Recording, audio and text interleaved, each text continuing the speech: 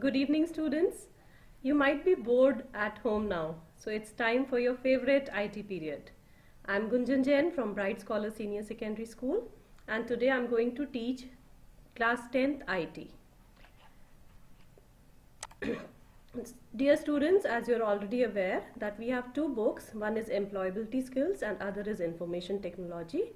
Employability Skills we have already started in school and we will continue it later. Today I am starting with the second book, that is the Information Technology.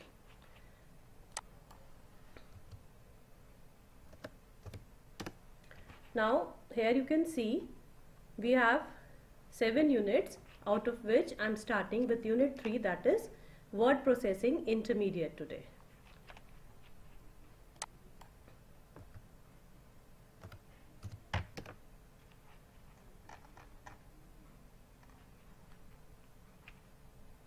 Let me open the chapter.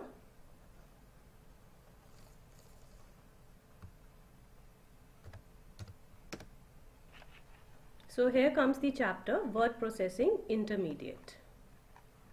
Now as you can see the content of the chapter, it is divided into 11 sessions, and today we are going to do only the first session, that is modifying layout of the paragraph. Now session 1, modifying layout of the paragraph.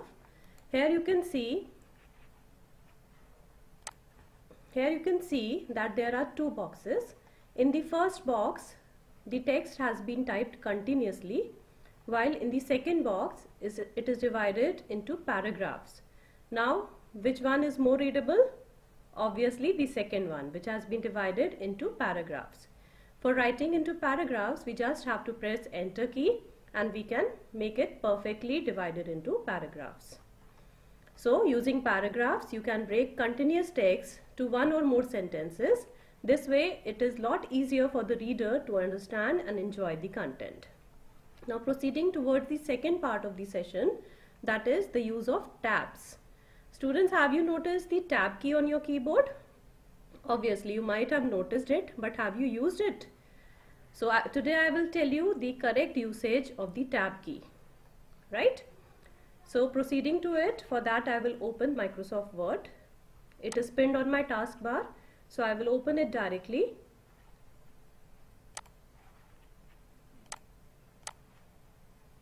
I am opening a new file.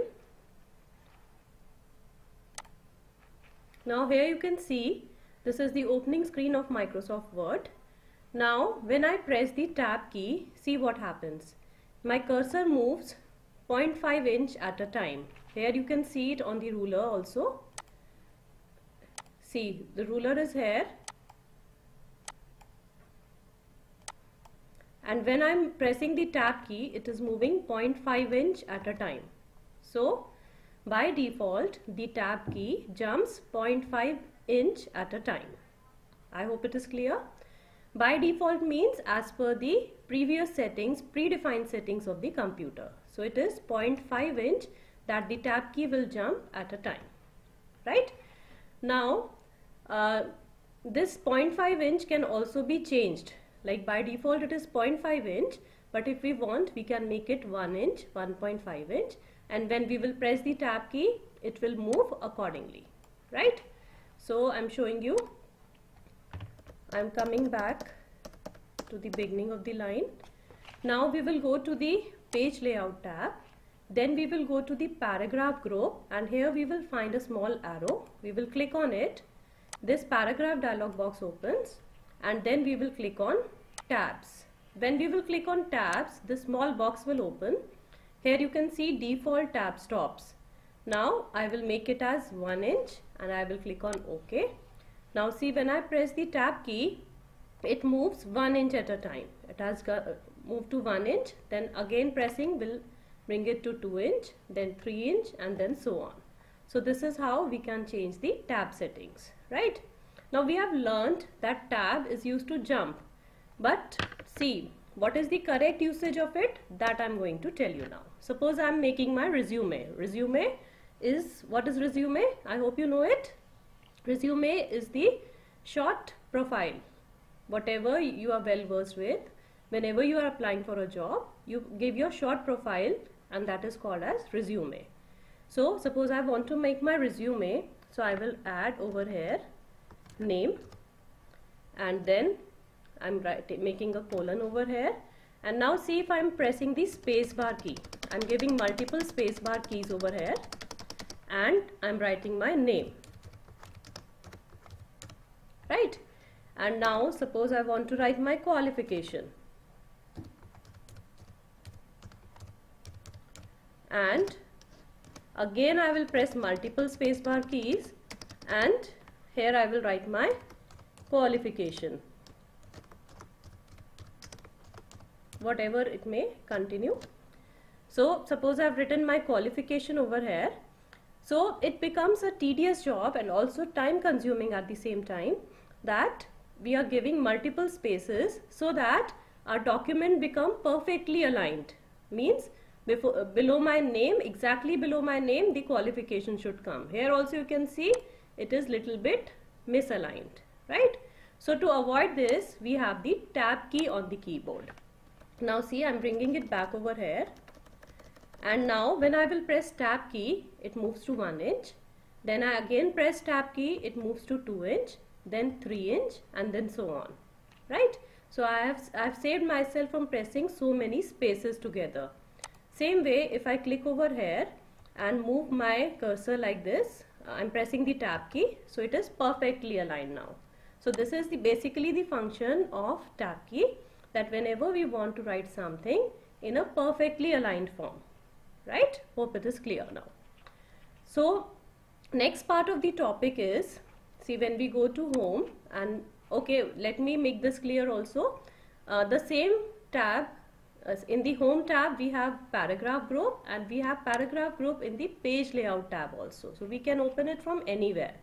Now we will click on the small arrow, then we will go to tabs, and then here we find that there are 5 types of alignments of tab. First is left, second is center, then right, then decimal, then bar. So there are 5 types of tabs that we can add in our document. Fine. So I will tell you all of them one by one. See, I have taken left, and here I am writing left tab should be at 1 inch, and then I will click on set. It is added here in the list. Then I am clicking on center, and then suppose center tab I want at 2 inch, and then click on set. Then third one is the right tab. I will click on it, and suppose I want it at 3.5 inch, and then I will click on set. Fourth one is the decimal tab. I am setting it at 5 inch, and then I will click on set. Then the fifth one is the bar tab, which I am setting at 7 inch, and then I will click on set, right? So after I have made 5 types of tabs over here, and I have assigned the inches to it. After that I'll click on OK. Now you can see, my last tab was at 7 inch, which is little hidden over here. So to increase the width of the page, I'm changing the orientation to landscape. Fine. Now here I can see clearly that first one is the left alignment, and it is in the form of small l. Second one is in the form of a perpendicular sign, and it stands for center alignment. Then it is the reverse L, which is the right alignment. Then this is the decimal tab, and it is perpendicular along with a dot. And the last one is the bar tab, which is just a line. Okay. Now I'll show you how it is used.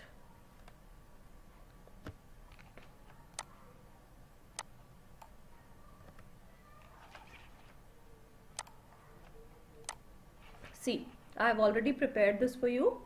See, serial number, it is left aligned. Then, okay, I'll show you one entry over here.